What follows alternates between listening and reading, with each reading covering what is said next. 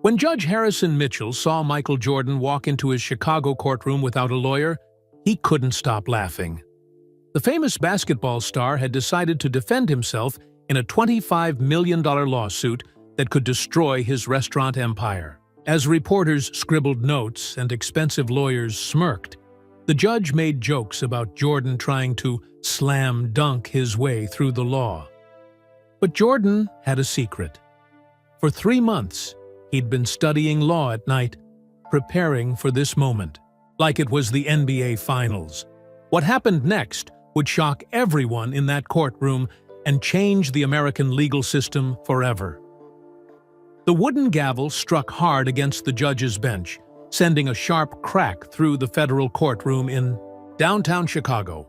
Michael Jordan stood tall at the defendant's table, his 6'6" frame draped in a perfectly tailored navy suit. The morning sun streamed through the high windows, catching the gleam of his championship rings. "Order in the court," Judge Harrison Mitchell announced, adjusting his black robe. The 65-year-old judge peered over his glasses at Jordan with barely concealed amusement. "Mr. Jordan, am I to understand that you intend to represent yourself in this matter?" "Yes, Your Honor," Jordan replied, his voice steady and confident. Ripple of whispers spread through the packed courtroom. Reporters scribbled furiously in their notebooks, while cameras clicked from the media section. Judge Mitchell's lips curled into a condescending smile. "Mr. Jordan," the judge said, leaning forward, "this is a $25 million trademark dispute, not a basketball game. Are you absolutely certain you want to proceed without legal counsel?" Before Jordan could respond, laughter erupted. From the plaintiff's table, Marcus Shelton, the CEO of Wilson Foods Corporation, nudged his team of high-powered attorneys. Their expensive suits and smug expressions said everything. They thought this would be the easiest case of their careers. "Your Honor," Jordan said, unfazed by the mockery, "I understand the gravity of this situation. I'm prepared to proceed." Judge Mitchell actually chuckled, shaking his head. "Well, it's your funeral, Mr. Jordan. Let the record show that the defendant has chosen to represent himself." He paused, then added with obvious sarcasm, "Perhaps you can slam dunk your way through trademark law." The courtroom erupted in laughter. Even the court stenographer had to stifle a giggle. Jordan remained composed, his famous, competitive fire burning behind his eyes, though no one could see it yet. 3 months earlier, Jordan had been blindsided by the lawsuit. His successful restaurant chain, Flight 23, had grown from one location in Charlotte to 15 across the country. Each restaurant featured basketball memorabilia, gourmet dining, and Jordan's personal touch in every detail. Then came the certified letter claiming he had stolen the concept from Wilson Foods' Air Grill restaurants. The allegations were serious. Wilson Foods claimed Jordan had accessed confidential business plans, copied their menu concepts, and even stolen their architectural designs. They demanded $25 million and wanted all Flight 23 locations shut down immediately. Jordan's initial legal team had urged him to settle, suggesting the negative publicity alone could damage his brand beyond repair. But something didn't sit right with him. Jordan had built his entire career on fighting battles everyone said he couldn't win. Back in the courtroom, Judge Mitchell gestured to the plaintiff's lead attorney, Richard Blackwell. "Mr. Blackwell, please present your opening statement." Blackwell stood, buttoning his jacket with practiced precision. "Thank you, Your Honor. We will prove beyond any doubt that Michael Jordan deliberately and maliciously stole proprietary information from Wilson Foods Corporation. We have documents, emails, and witness testimony that will demonstrate how Mr. Jordan accessed our confidential files and used them to create his Flight 23 restaurants." As Blackwell continued his polished presentation, Jordan sat quietly, taking notes on a legal pad. What no one knew, not the judge, not the opposing lawyers, not even the reporters hanging on every word, was that Jordan had spent the last 3 months preparing for this moment with the same intensity he once reserved for NBA championships, late nights studying trademark law, secret meetings with a retired judge, countless hours reviewing similar cases. Jordan had approached this legal battle like he approached everything else in life, with an obsession to win. "Your witness," Judge Mitchell said to Jordan after Blackwell finished, still wearing that patronizing smile. Jordan stood, straightened his tie, and walked to the center of the courtroom, the same walk he'd made to center court countless times before. The room fell silent. "Your Honor," Jordan began, "I'd like to request a brief recess to review some documents before we proceed." Judge Mitchell sighed dramatically. "Mr. Jordan, this is precisely why defendants need proper legal representation." "Very well. 15-minute recess." As the judge banged his gavel, Jordan returned to his table. He opened his briefcase and pulled out a thick folder. Evidence that would soon wipe the smirk off everyone's faces. But not yet. Like any great competitor, Jordan knew timing was everything. The game had just begun, and Michael Jordan was about to show everyone why you should never underestimate a champion. The 15-minute recess felt like halftime in a crucial playoff game. Jordan sat alone at the defendant's table, surrounded by stacks of documents, while the courtroom buzzed with excited chatter. Through the large windows, he could see news vans lining Madison Street, their satellite dishes pointed skyward. His phone vibrated. A text from his son Marcus. "Dad, we're here, right behind you." Jordan turned slightly. There in the third row sat his family.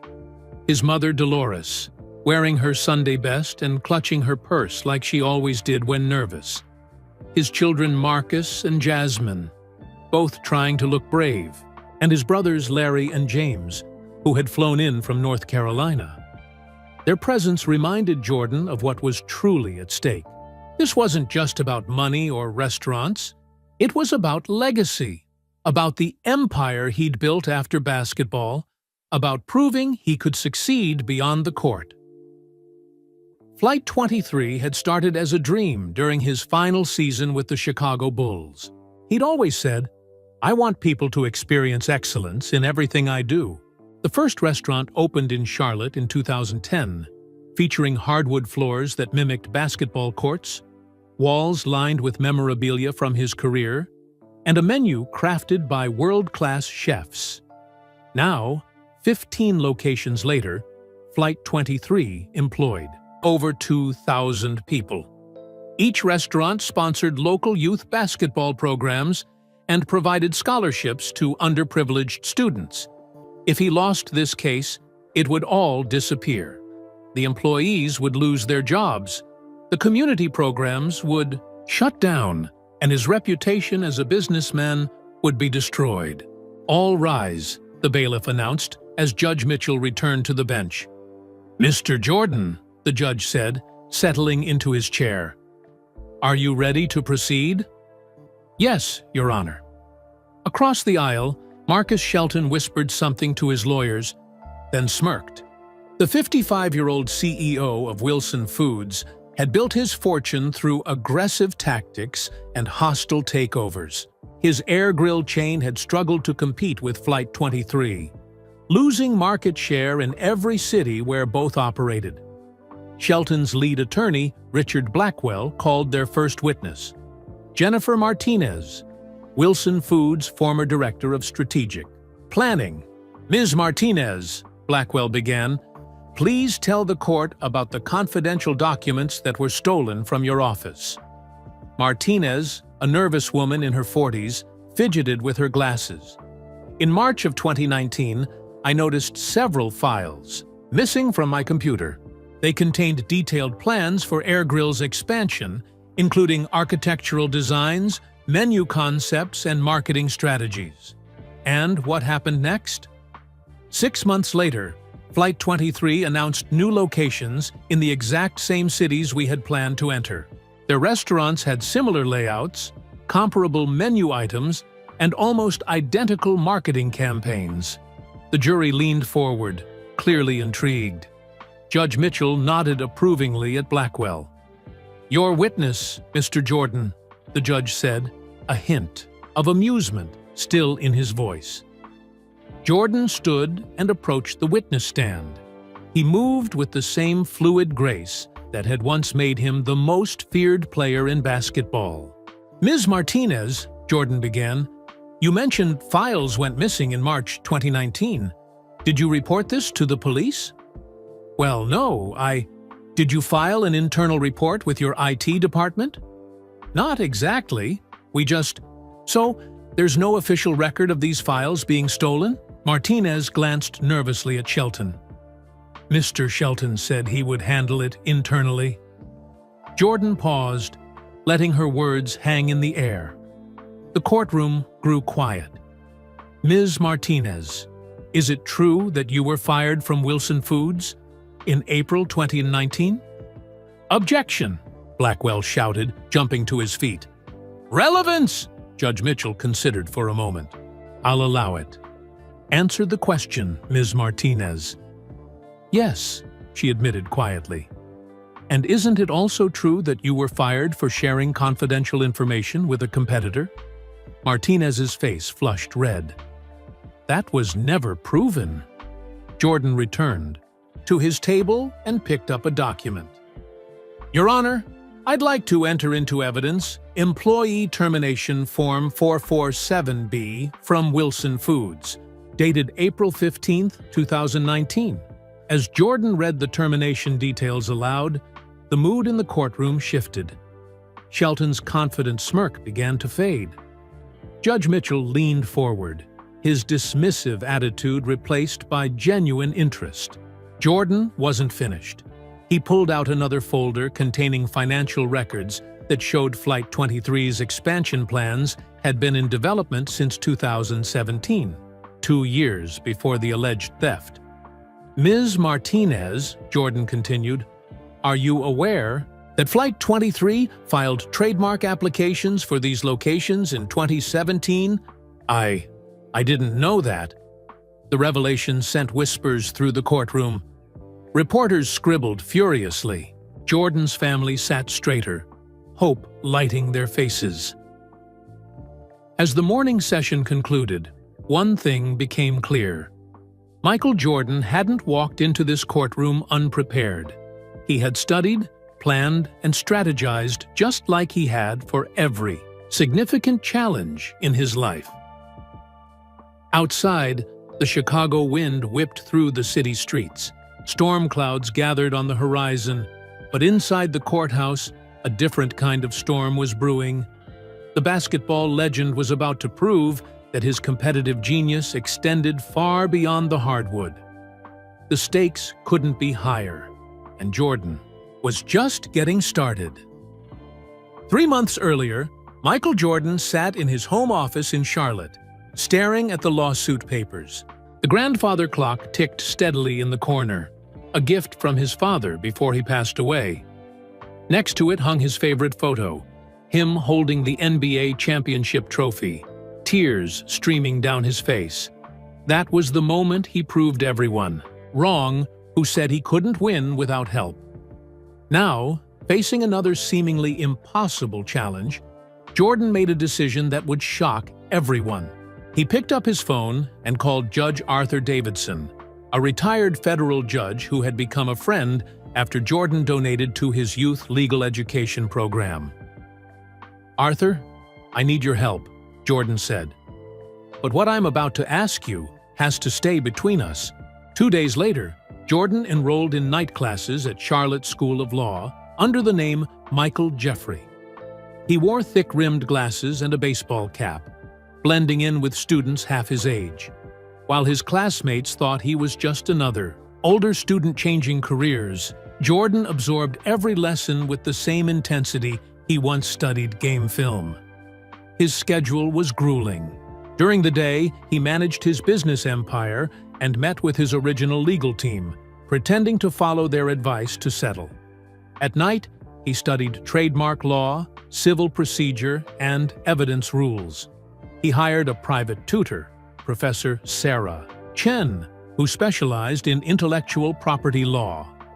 "Mr. Jordan," Professor Chen said during one of their sessions, "you need to understand that trademark cases often hinge on who can prove first use in commerce."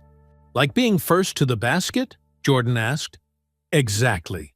Whoever can prove they had the idea first usually wins." That's when Jordan remembered something crucial. Back in 1998, during the Bulls' final championship run, he had sketched out ideas for a restaurant chain. Those sketches were still in his personal vault, along with every significant document from his career. Jordan spent weeks building his case, like he once built his basketball skills, through relentless preparation. He studied similar trademark disputes, including the famous Apple Core versus Apple Computer case. He learned about metadata analysis, document authentication, and cross-examination techniques. One night, while reviewing Wilson Foods' public filings, Jordan noticed something odd. The company's expansion plans, supposedly stolen from them, contained architectural elements that matched buildings constructed in the 1990s. Buildings that housed the original Flight 23 test kitchen in Chicago. They're not just lying about the theft, Jordan realized. They stole from me first. He hired a private investigator, former FBI agent Robert Walsh, to dig deeper. Walsh uncovered a pattern of corporate espionage by Wilson Foods, including settlements, from 3 other restaurant chains they had targeted similarly. Judge Davidson mentored Jordan through mock trials in his private library. "Michael, the key to winning isn't just knowing the law. It's knowing how to tell your story. The jury needs to see the truth, not just hear it." Jordan practiced his opening statements, his cross-examinations, his objections. He learned to cite cases from memory, to spot inconsistencies in testimony, to build a narrative that would resonate with the jury. The weekend before the trial, Jordan's longtime friend and former teammate, Scottie Pippen, visited him. They sat on Jordan's back porch, watching the sunset over the Charlotte skyline. "Mike, are you sure about this?" Pippen asked. "You could lose everything." Jordan smiled, that familiar competitive gleam in his eye. "Scottie, remember the '98 finals? Everyone said we were too old, too tired. They said Utah had us figured out." "Yeah, and you dropped 45 on them in Game 6. "This is my Game 6, Jordan said. "They think I'm just a basketball player playing lawyer. They have no idea what's coming." Votre night before the trial, Jordan reviewed his evidence one final time. He had original sketches from 1998 showing his restaurant concept. Sacrifice. Trademark applications predating Wilson Foods' claims. Email evidence of Wilson Foods' hacking attempts. Financial records proving Flight 23's independent development. Testimony from a former Wilson Foods employee ready to expose their scheme, but Jordan's greatest weapon wasn't the evidence. It was his preparation. Like those countless hours in empty gyms perfecting his fadeaway jumper, Jordan had transformed himself into something his opponents never expected: a formidable legal mind. As dawn broke over Charlotte, Jordan put on his best suit, packed his briefcase, and headed to the airport. He thought about his father's words. "Never let them see you sweat, son. Make them wonder what you know that they don't." His phone buzzed with a text from Judge Davidson. "Remember, Michael, the courtroom is just another arena. You've conquered every arena you've ever entered." Jordan smiled. He boarded his private jet to Chicago, carrying folders full of evidence and 3 months of secret preparation. As the plane took off, he looked out the window at the sunrise. The city of Chicago awaited, and with it, the most important game of his post-basketball life. Little did Judge Mitchell, Marcus Shelton, and the entire Wilson Foods legal team know they were about to face not just Michael Jordan, the basketball legend, but Michael Jordan, the legal strategist. The same competitive fire that drove him to 6 NBA championships now burned for justice. The flight attendant approached. "Mr. Jordan, we'll be landing in Chicago in 90 minutes. Can I get you anything?" "Just water," Jordan replied, then opened his briefcase to review his notes one more time. In 90 minutes, the surprise would begin. The federal courthouse in Chicago hummed with anticipation as day one of Jordan versus Wilson Foods officially began.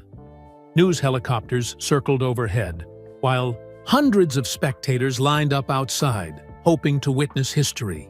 Inside courtroom 2306, every seat was filled. Jordan sat alone at the defendant's table, his briefcase closed, his legal pad ready. Across the aisle, Marcus Shelton's team of 6 lawyers shuffled papers and whispered strategies. The contrast was stark. One man against an army. "All rise," the bailiff announced. Judge Harrison Mitchell entered, his black robe flowing behind him. "Be seated," Judge Mitchell said, settling into his chair. "Mr. Blackwell, you may call your next witness." Richard Blackwell stood, adjusting his gold cufflinks. "Your Honor, the plaintiff calls Thomas Chen, Chief Financial Officer of Wilson Foods Corporation." Chen, a thin man in his 50s, took the stand. He carried a thick folder of financial documents. "Mr. Chen," Blackwell began, "please tell the court about the financial impact Flight 23 has had on Air Grill restaurants." Chen opened his folder. "Since Flight 23 began expanding into our markets, Air Grill has lost approximately $40 million in revenue. Their restaurants appear in locations we had secretly planned to develop, using concepts strikingly similar to our confidential proposals. Can you provide specific examples?" "Certainly. In Miami, Flight 23 opened within 2 blocks of our planned location. Their menu featured 12 items identical to our test kitchen creations. In Dallas, they replicated our signature open kitchen design." Blackwell displayed photographs of both restaurants' interiors on the courtroom screens. The similarities seemed undeniable. Several jury members nodded, apparently convinced. "No further questions, Your Honor." Judge Mitchell turned to Jordan. "Your witness, Mr. Jordan." Jordan rose slowly, picked up a manila folder, and approached the witness stand. The courtroom fell silent. "Mr. Chen," Jordan began, his voice calm and measured, "you mentioned test kitchen creations. When were these items developed?" "Between 2018 and 2019, Jordan pulled out a document. "I'm holding the menu from Flight 23's soft opening in Charlotte, dated September 2016. Would you please read item number 7? Chen squinted at the paper. "Bourbon-glazed salmon with sweet potato mash." "And isn't that one of the supposedly stolen items you just mentioned?" Chen shifted uncomfortably. "Well, yes, but how could Flight 23 steal a recipe in 2018 that they were already serving in 2016? "Objection," Blackwell shouted. "Counsel is testifying." "Withdrawn," Jordan said smoothly. "Mr. Chen, are you familiar with the concept of parallel development in the restaurant industry?" Yes. Isn't it true that many restaurants independently develop similar dishes based on food trends?" "Sometimes, yes." Jordan returned to his table and retrieved another document. "Your Honor, I'd like to enter into evidence Exhibit D14, a Food and Wine magazine article from 2015 featuring bourbon-glazed salmon recipes from 5 different chefs." Judge Mitchell leaned forward, examining the document with newfound interest. "Mr. Chen," Jordan continued, You testified that Flight 23 opened within 2 blocks of your planned Miami location. When did Wilson Foods sign the lease for that property? We hadn't actually signed yet. We were in negotiations. So Flight 23 didn't take your location. They simply chose a spot in the same neighborhood? Well, yes, but... And isn't it true that this neighborhood, Brickell, is Miami's primary financial district with limited available commercial space? Chen nodded reluctantly. Jordan wasn't finished. He pulled out architectural blueprints. These are the plans for Flight 23's open kitchen design, filed with the Charlotte Building Department in 2015. Mr. Chen, what year did Air Grill develop their open kitchen concept? Chen consulted his notes. 2017. A murmur rippled through the courtroom. Judge Mitchell's eyebrows rose slightly. So, Flight 23's design predates yours by 2 years? It appears so, Chen admitted. Jordan pressed on, methodically dismantling each claim. He produced receipts, permits, and trademark filings, each one predating Wilson Foods' supposed innovations. With every question, Jordan displayed an understanding of business law that stunned the courtroom. During the afternoon session, Blackwell called their star witness, David Morrison, Wilson Foods Director of Information Technology. Mr. Morrison, Blackwell said, please tell the court about the security breach you discovered. Morrison, a young man with glasses, spoke confidently. In April 2019, our systems detected unauthorized access to our servers. The IP address traced back to a computer in Charlotte, North Carolina, the headquarters of Flight 23. What files were accessed? Confidential expansion plans, marketing strategies, and financial projections. The jury leaned forward.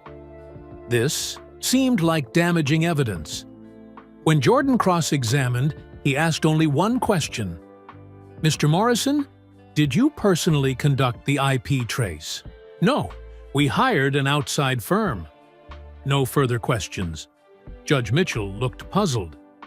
Mr. Jordan, you don't wish to challenge this evidence? Not at this time, Your Honor. As the day drew to a close, the mood in the courtroom had shifted. Jordan's performance had exceeded everyone's expectations. He moved like a seasoned attorney, citing cases, raising objections, and systematically dismantling the plaintiff's arguments.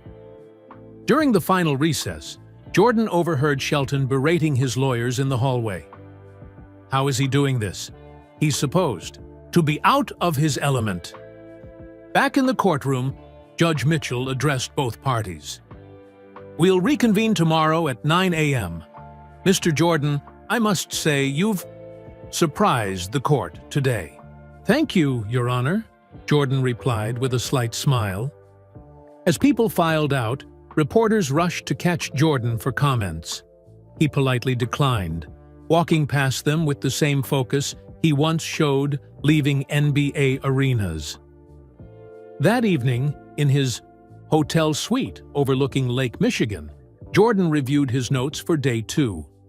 His phone buzzed with messages of support from around the world.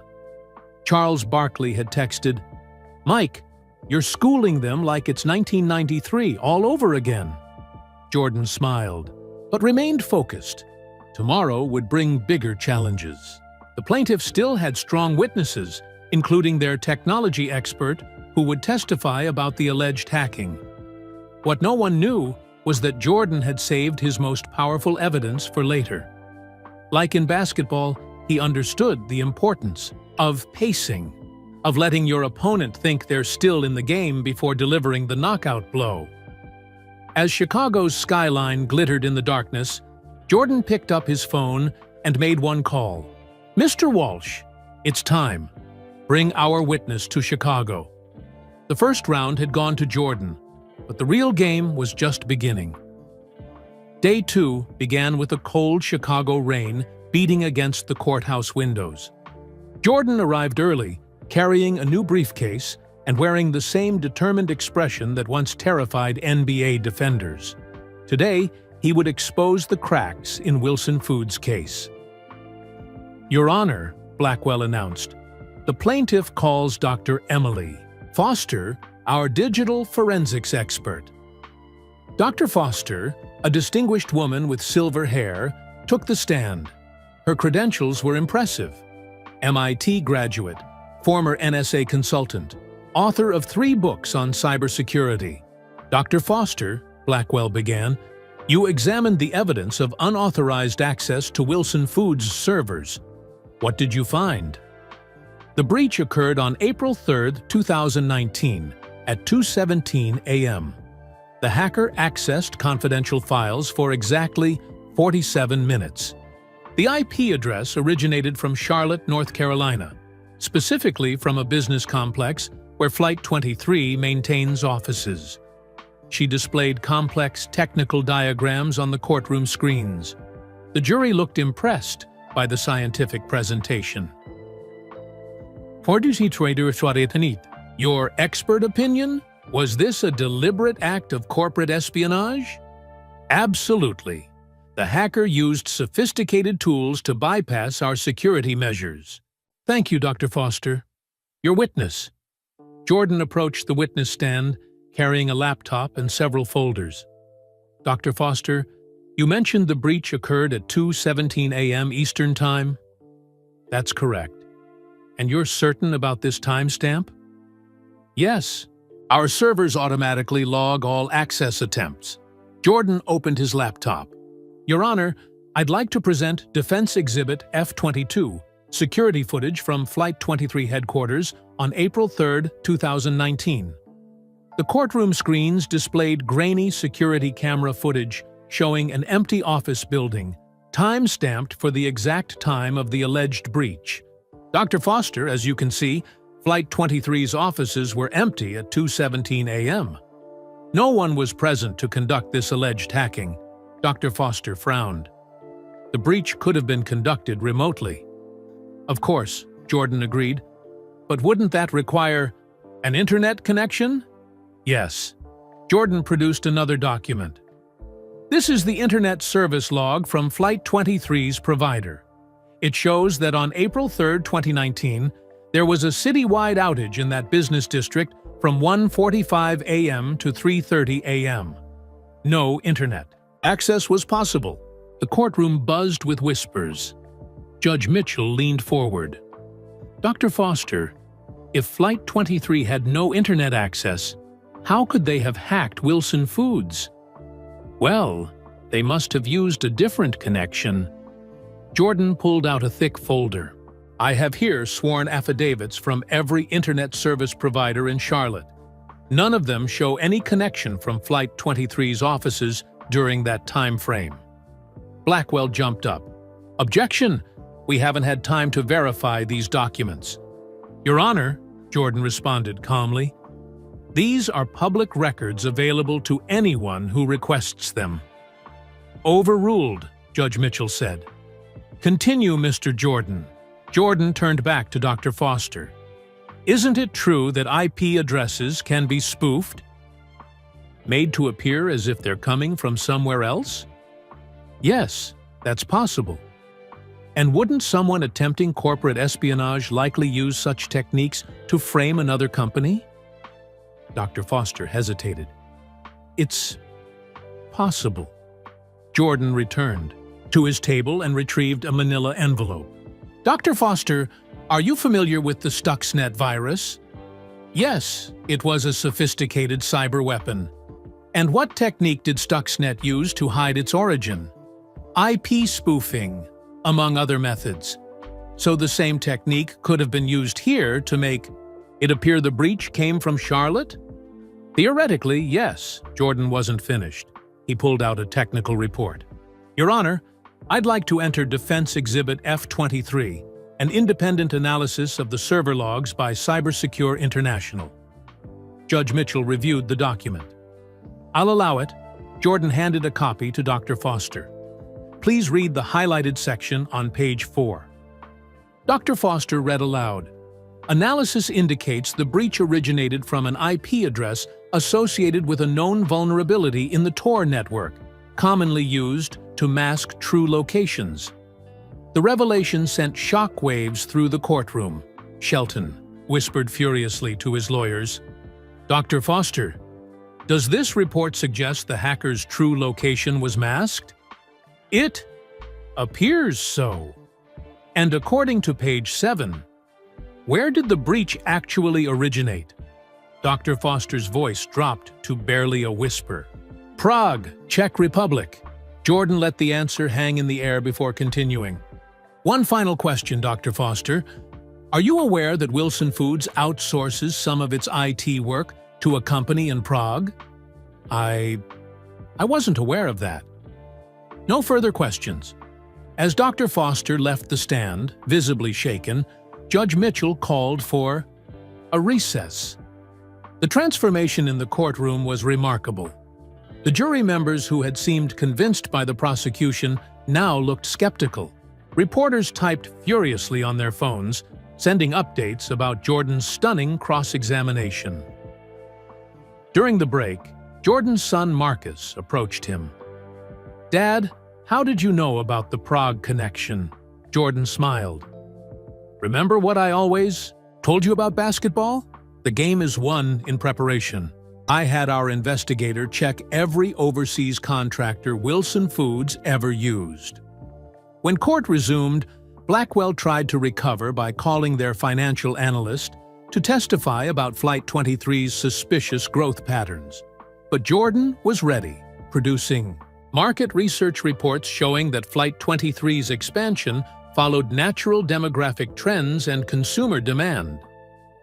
By day's end, Jordan had systematically dismantled the prosecution's technical evidence. He proved the hacking couldn't have originated from Flight 23 and suggested Wilson Foods might have staged the breach themselves. As court adjourned, Judge Mitchell addressed Jordan directly. "Mr. Jordan, the court is impressed by your handling of technical evidence today." "Thank you, Your Honor." Walking out of the courthouse, Jordan ignored the clamoring reporters. He had one more day to prepare for tomorrow's session, where he would begin presenting his own case.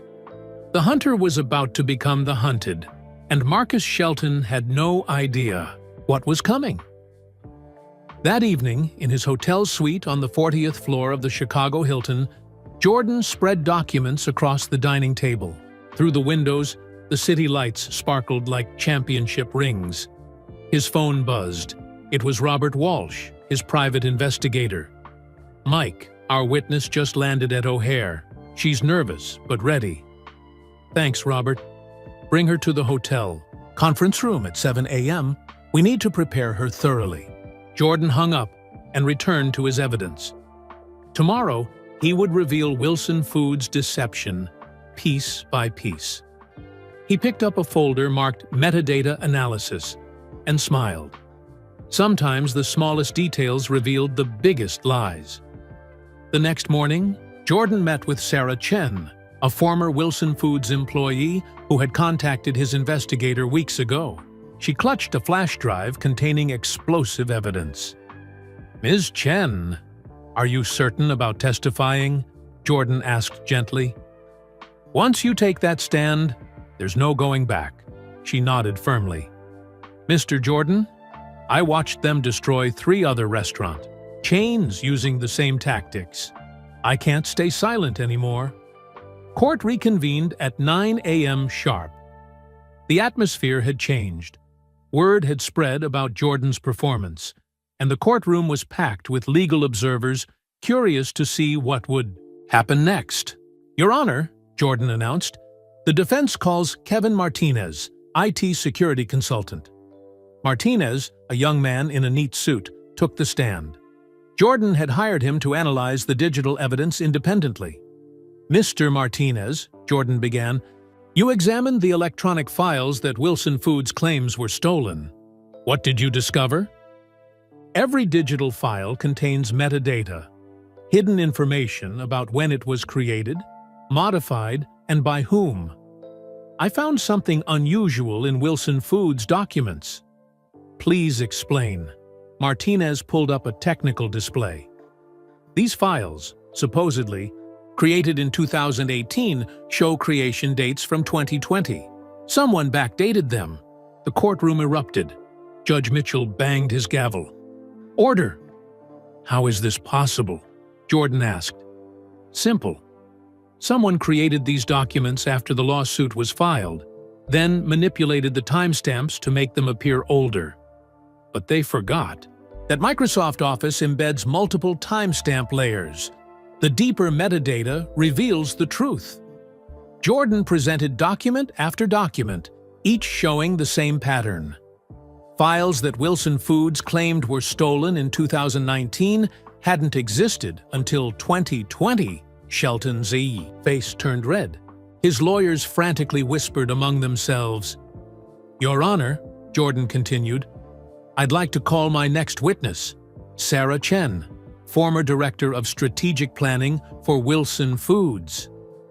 As Chen took the stand, Shelton's expression shifted from anger to fear. Ms. Chen, Jordan began, how long did you work for Wilson Foods?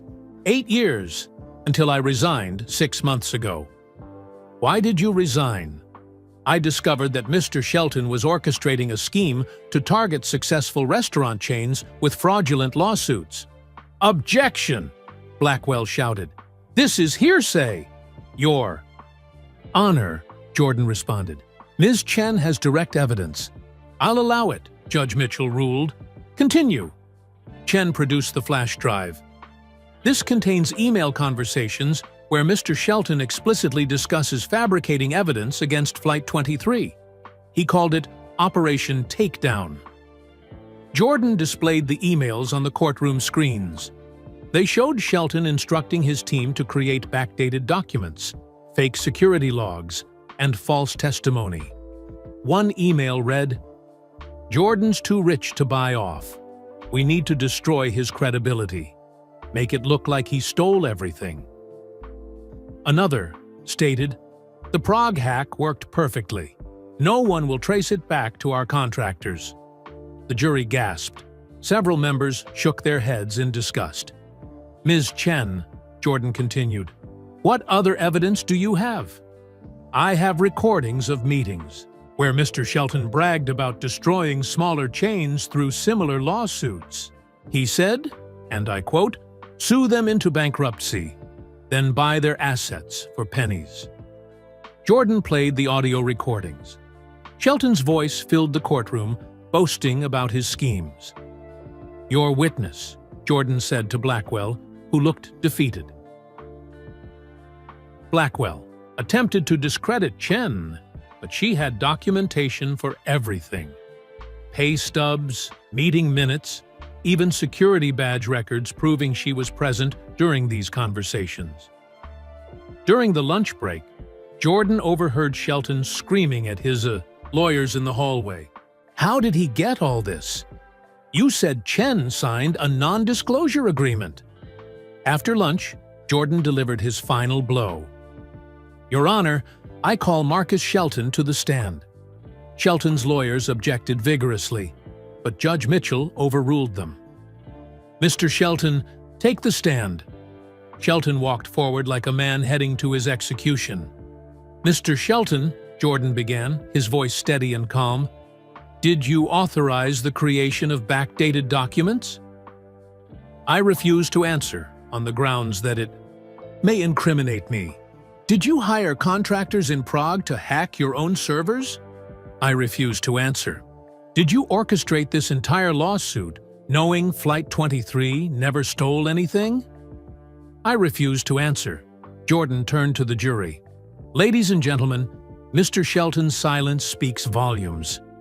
He then presented his final evidence, Flight 23's original business plans from 1998, complete with Jordan's handwritten notes and sketches. The documents were authenticated by 3 independent experts. Your Honor, Jordan concluded, the evidence shows that Wilson Foods, not Flight 23, engaged in corporate espionage. They fabricated evidence, manipulated data, and committed perjury in this courtroom. Judge Mitchell looked stunned. Mr. Jordan, this is extraordinary. The court will take a brief recess to review this evidence. As the judge left, the courtroom buzzed with excitement. Reporters rushed out to file their stories. The headline was already forming. Jordan exposes corporate fraud in stunning courtroom reversal. Jordan sat quietly at his table, surrounded by papers that had just destroyed a multi-million-dollar scheme. His family beamed with pride from the gallery. His mother whispered to Marcus, "That's your father. He never loses when it matters most." The game had turned completely. The hunter had indeed become the hunted, and Marcus Shelton's empire was crumbling before everyone's eyes. But Jordan wasn't celebrating yet. He knew the most important moments were still to come. The verdict, and what he would do with his victory. The atmosphere in the courtroom had shifted completely when Judge Mitchell returned from his chambers.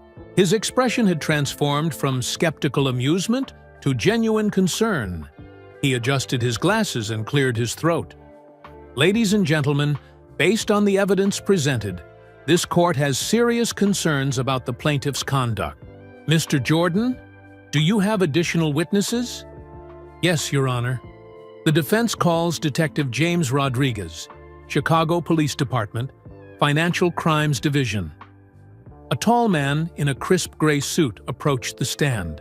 "Rodriguez had been investigating you. Corporate fraud cases for 20 years. Detective Rodriguez," Jordan began, "you've been following this trial. Have you initiated any investigations based on what you've heard?" "Yes, Mr. Jordan. Yesterday afternoon, we opened a criminal investigation into Wilson Foods Corporation for fraud, conspiracy, and racketeering." The courtroom exploded. Shelton's face drained of color. His lawyers huddled together, whispering frantically. "What prompted this investigation?" Jordan asked. "The evidence presented in this court suggests a pattern of criminal behavior. We've already executed search warrants at Wilson Foods headquarters." "And what did you find?" Rodriguez pulled out his notepad. "Preliminary findings include evidence of at least 7 similar lawsuits against restaurant chains over the past decade. In each case, Wilson Foods used fabricated evidence to force settlements or bankruptcy." Jordan nodded. "Your witness." Blackwell stood up, looking defeated. "No questions, Your Honor." "The defense calls Lisa Thompson," Jordan announced. A middle-aged woman with blonde hair approached the stand. She was the CEO of Harvest Table, a restaurant chain that had been forced into bankruptcy by Wilson Foods 3 years earlier. "Ms. Thompson," Jordan said gently, "please tell the court about your experience with Wilson Foods." Thompson's voice shook as she spoke. "They sued us for trademark infringement, claiming we stole their farm-to-table concept. We had emails proving our concept predated theirs, but mysteriously, our servers were hacked and all evidence disappeared." "What happened to your company?" "We couldn't afford the legal battle. We had to declare bankruptcy. Wilson Foods bought our assets for 10 cents on the dollar. 300 employees lost their jobs." Jordan presented similar testimonies from 2 other restaurant owners. Each told the same story: fabricated evidence, mysterious hacking, forced bankruptcy, and Wilson Foods swooping in to buy the remains. During the afternoon session, Jordan called his final witness, Dr. Marcus Webb, a forensic accountant. "Dr. Webb, you've analyzed Wilson Foods' financial records. What did you discover?" "A clear pattern, Mr. Jordan. Over the past decade, Wilson Foods' growth came not from successful operations, but from acquiring bankrupt competitors. Their own restaurants consistently lost money." Webb displayed charts showing Wilson Foods' true financial picture. Without their predatory lawsuit scheme, they were failing. "So they needed these lawsuits to survive?" Jordan asked. "Exactly. It was their entire business model. As the day progressed, Shelton's lawyers began negotiating with prosecutors in the hallway. By 4 p.m., news broke that the SEC had frozen Wilson Foods' assets pending investigation. Judge Mitchell addressed the court. Given the serious nature of these revelations, I'm considering dismissing this case with prejudice and referring all evidence to federal prosecutors. However, Mr. Jordan, I believe you wish to present a closing argument? Yes, Your Honor. Jordan stood and walked to the center of the courtroom. For a moment, he was silent, gathering his thoughts like he used to before crucial free throws. Your Honor, members of the jury, when I walked into this courtroom, many of you saw a basketball player pretending to be a lawyer. Some even laughed. He paused, making eye contact with Judge Mitchell, who had the grace to look slightly ashamed. But this case was never about my legal skills. It was about truth versus lies, honor versus greed, and justice versus corruption. Wilson Foods didn't just try to steal my restaurants. They tried to steal the dreams of every entrepreneur who dares to compete with them. Jordan's voice grew stronger. They thought they could bully me into submission because they'd done it to others. They thought their army of lawyers and fabricated evidence would overwhelm one man fighting alone. They were wrong, he turned to the jury. In basketball, I learned that preparation beats talent, truth defeats deception, and courage conquers fear. Those same principles apply in this courtroom. Jordan picked up the stack of evidence. These documents don't just prove my innocence.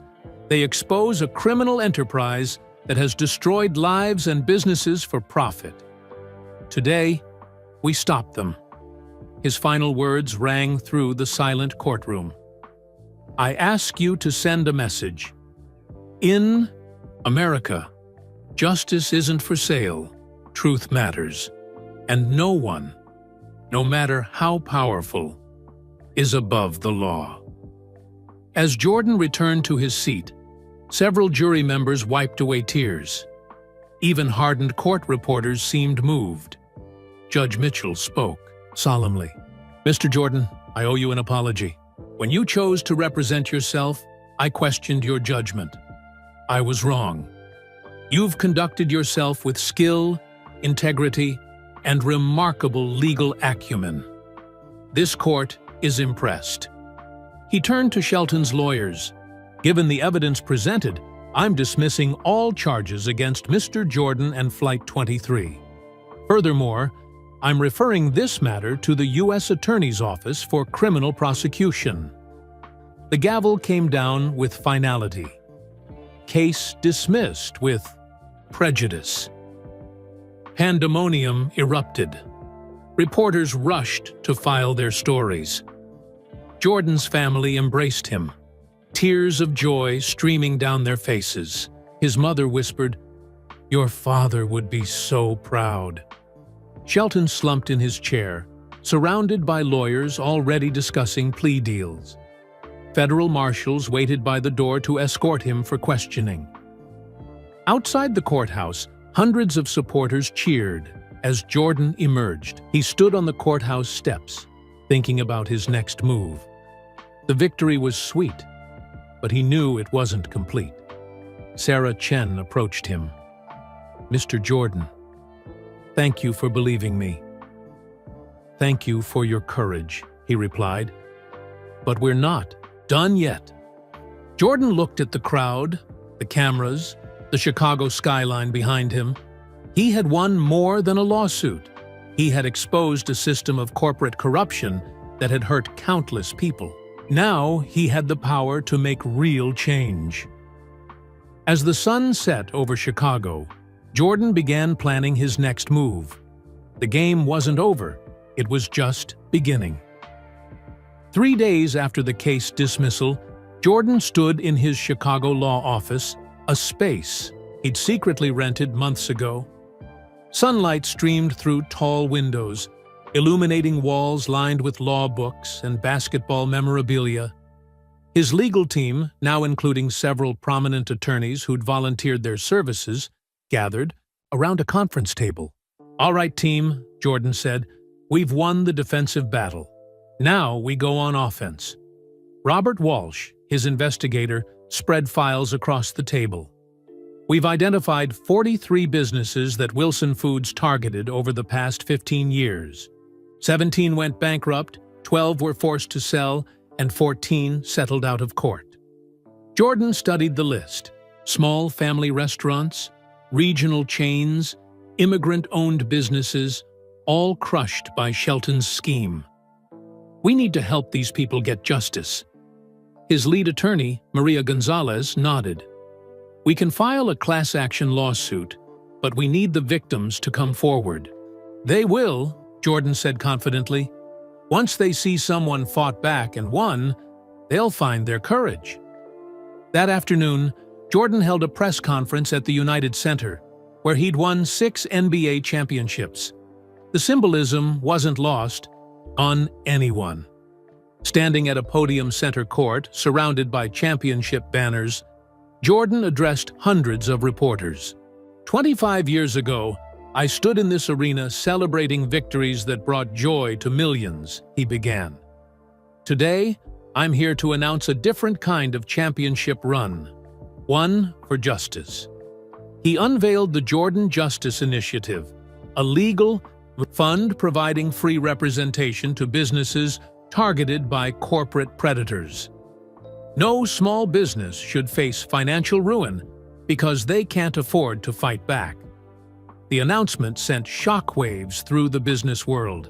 Within hours, Jordan's office received calls from dozens of Wilson Foods victims. The next morning, Jordan visited Rosie's Kitchen, a family restaurant on Chicago's South Side. Rosa Martinez, the 70-year-old owner, had tears in her eyes as she showed him around. "Wilson Foods sued us 5 years ago," she explained. "They claimed we stole their taco recipe. My grandmother created that recipe in Mexico in 1940. "What happened?" Jordan asked. "We couldn't afford lawyers. We had to pay them $200,000 to make the lawsuit go away. We almost lost everything." Jordan placed his hand on her shoulder. "Rosa, we're going to get your money back. With interest." Over the next week, Jordan personally visited 15 affected businesses. Each story strengthened his resolve. He wasn't just fighting for money. He was fighting for the American dream. In federal court, Jordan's team filed a massive class action lawsuit against Wilson Foods, seeking $500 million in damages. They also filed criminal complaints with the Department of Justice. Shelton, out on bail, tried to negotiate. Through his lawyers, he offered Jordan $100 million to drop everything. Jordan's response was simple: "Tell Shelton I don't negotiate with criminals." 2 weeks later, Jordan delivered another groundbreaking legal argument, this time in federal court.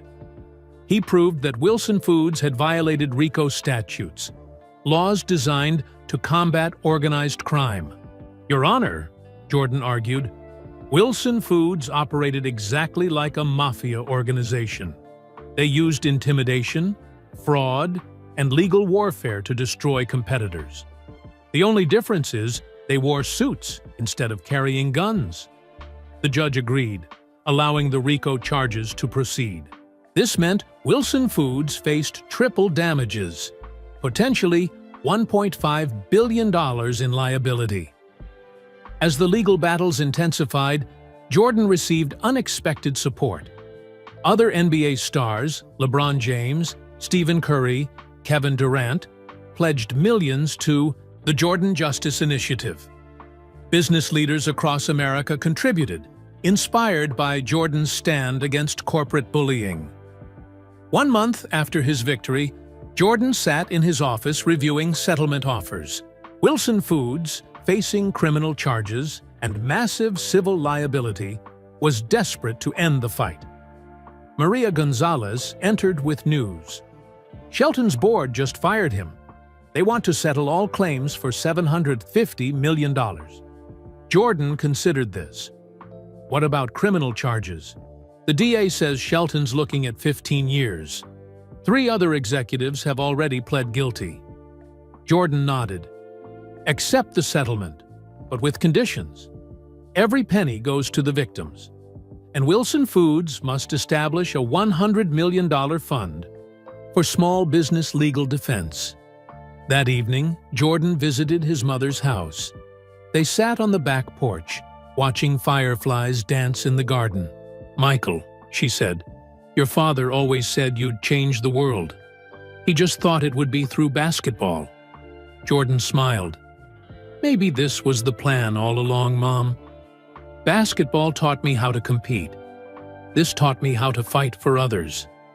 The next day, Judge Mitchell published his promised op-ed in the Chicago Tribune. Titled, "When Champions Become Heroes," it praised Jordan's legal brilliance and moral courage.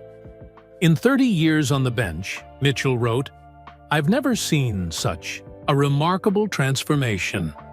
Michael Jordan didn't just win a case, he exposed systemic corruption and created lasting change.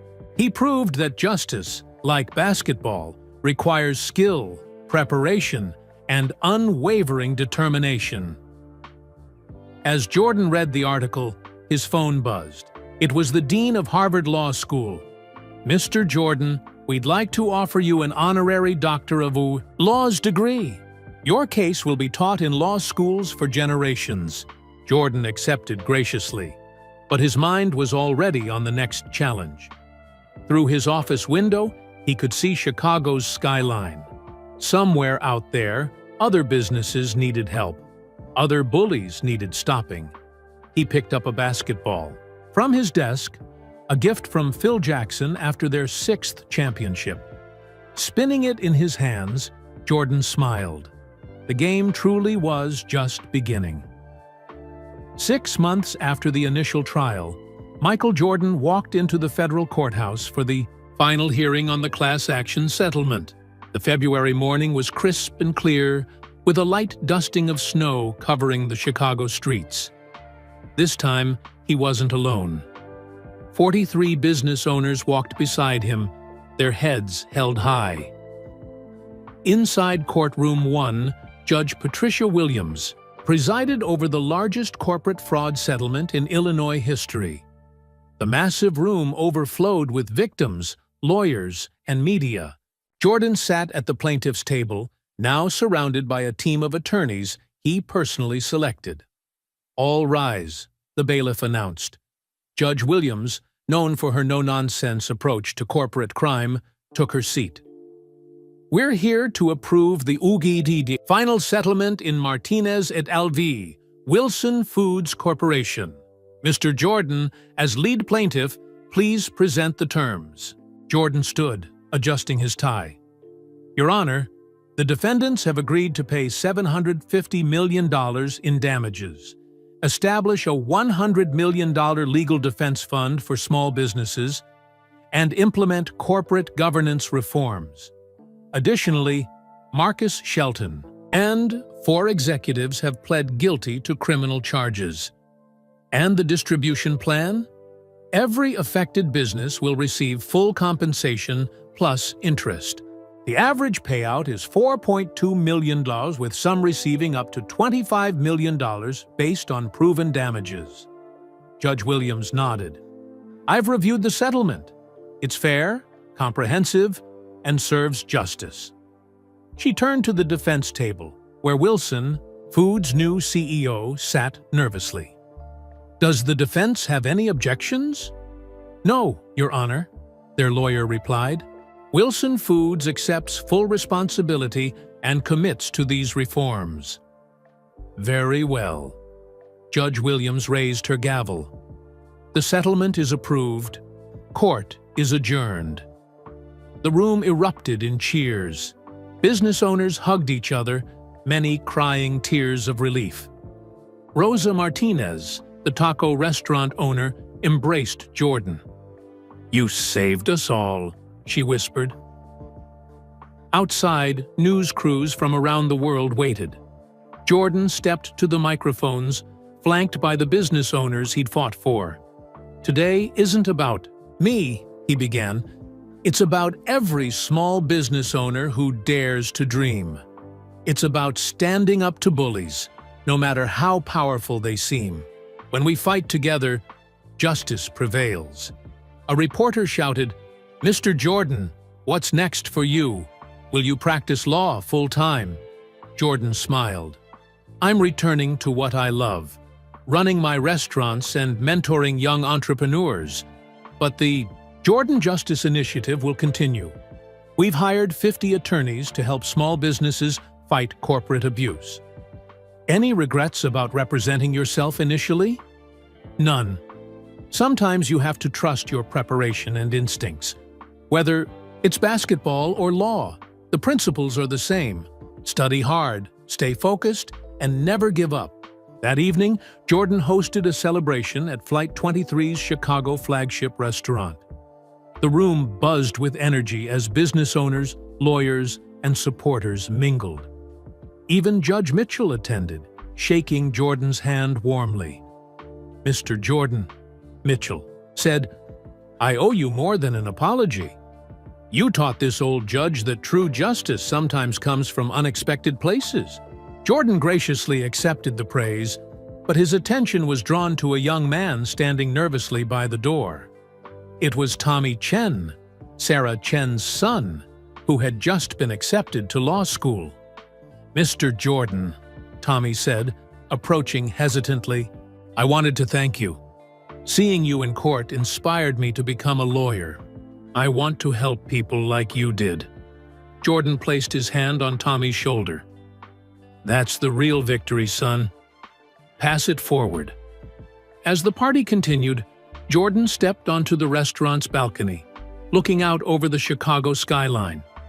His phone buzzed with a message from NBA Commissioner Adam Silver. "Congratulations, MJ. You've shown that champions excel in any arena." Marcus joined his father on the balcony. "Dad, you could have settled quietly, avoided all this publicity. Why fight so publicly?" Jordan turned to his son. "Because some battles are bigger than personal victory. When you have the power to create change, you have the responsibility to use it." The next morning, headlines worldwide celebrated the verdict. Jordan scores legal slam dunk. Air Jordan soars in court. From NBA to Justice League. But the most meaningful recognition came from an unexpected source. The American Bar Association announced the creation of the Michael Jordan Award for Legal Courage, to be given annually to lawyers who take extraordinary risks to pursue justice. At his desk later that week, Jordan reviewed the final numbers. The settlement had helped 537 employees get their jobs back, saved 43 businesses from bankruptcy, and established new legal precedents protecting small businesses nationwide. His secretary entered with a package. This just arrived from Harvard Law School. Inside was his honorary doctorate, along with a note from the dean.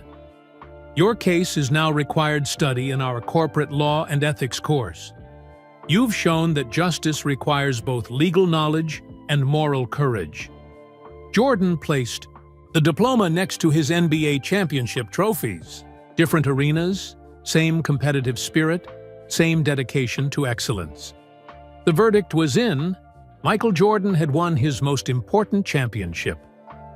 2 weeks after the settlement, Jordan sat in his Charlotte office reviewing expansion plans for Flight 23. His victory had generated unprecedented interest in his restaurants, with franchise applications flooding in from across the globe.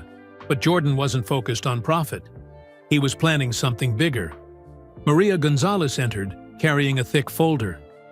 "Michael, we've got a situation. Shelton's trying to hide assets before his criminal sentencing." Jordan leaned forward. "Explain." Our forensic accountants discovered he transferred $200 million to offshore accounts in the Cayman Islands. He's also selling properties through shell companies. Jordan's competitive fire ignited. He's not getting away with this. File an emergency motion to freeze all his assets globally. Already drafted, Maria smiled, sliding the papers across his desk. But there's more. We found evidence linking Shelton to similar schemes in Europe and Asia. Jordan stood, walking, to his window overlooking downtown Charlotte. How many victims?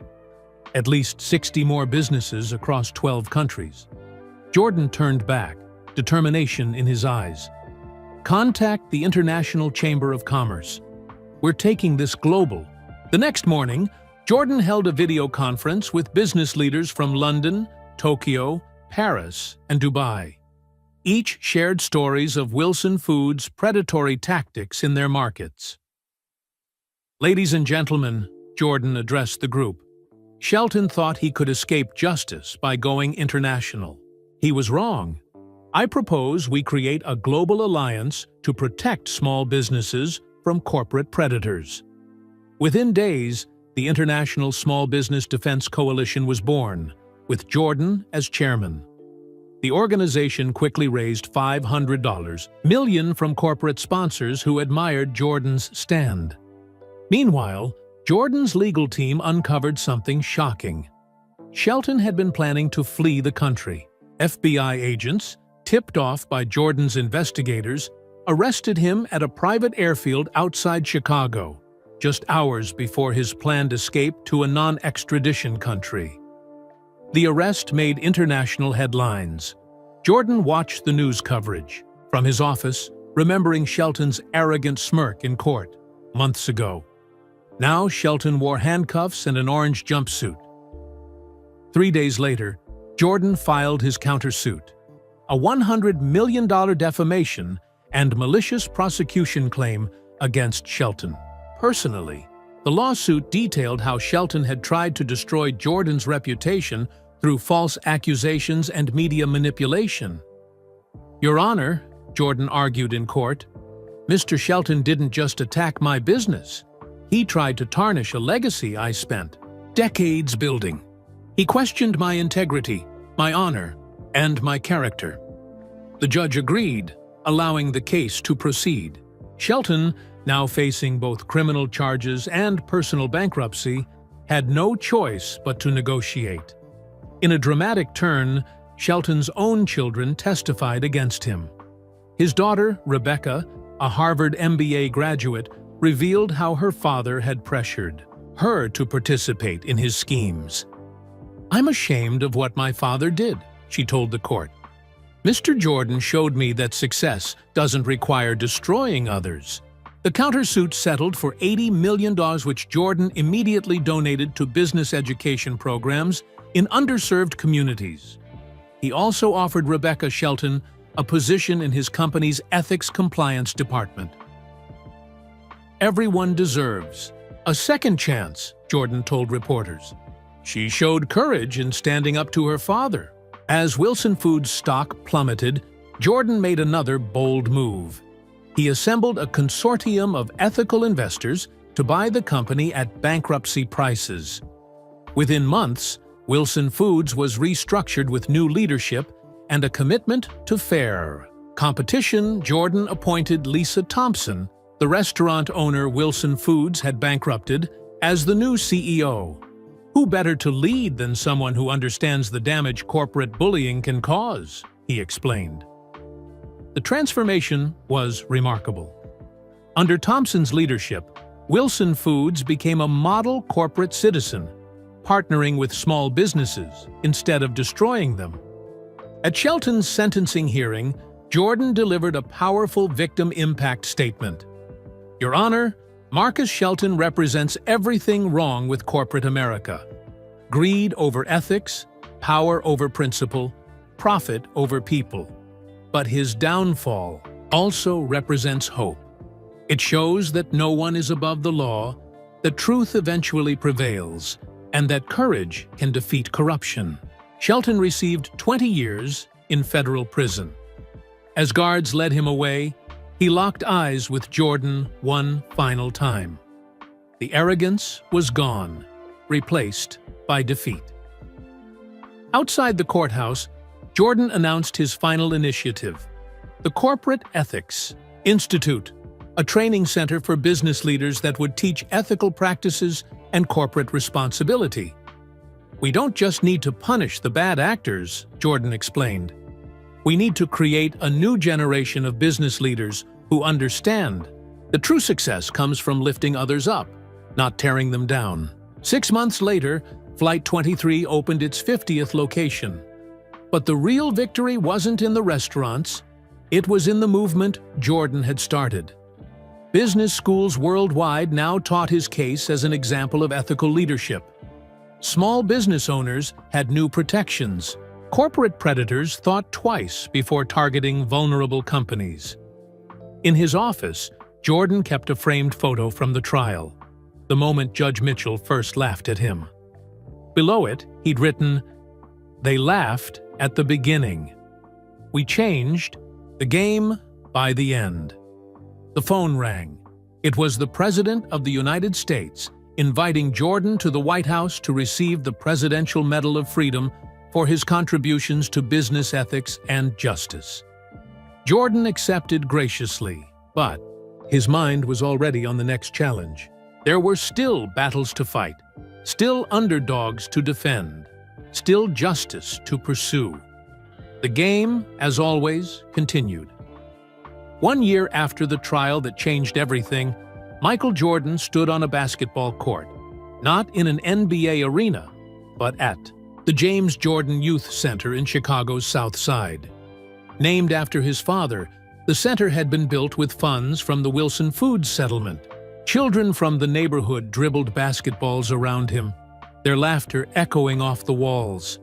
"Mr. Jordan," a young boy called out, "will you teach us your fadeaway?"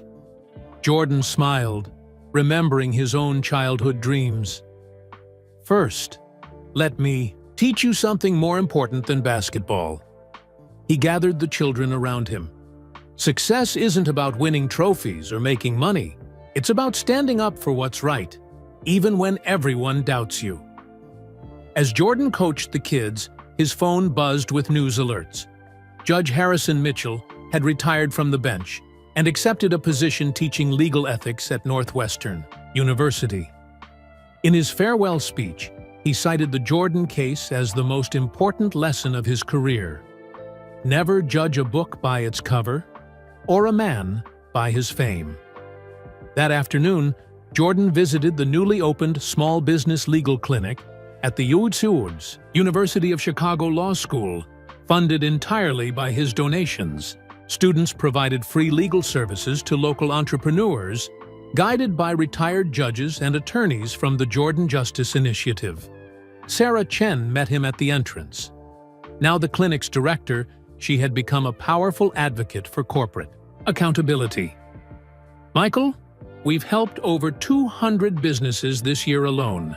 3 students have already uncovered potential fraud cases." Inside, Jordan met with the students, sharing lessons from his experience.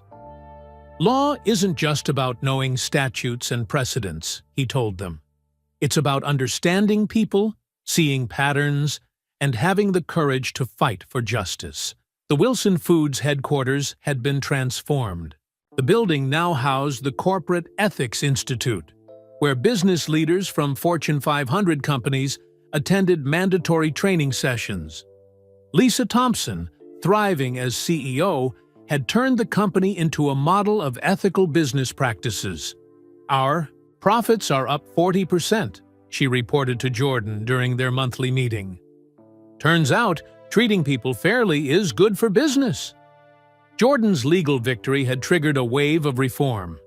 Congress passed the Small Business Protection Act, making it harder for corporations to file frivolous lawsuits. The SEC created new regulations requiring companies to disclose litigation patterns that might indicate predatory behavior. The Jordan case became required study at Harvard, Yale, and Stanford law schools.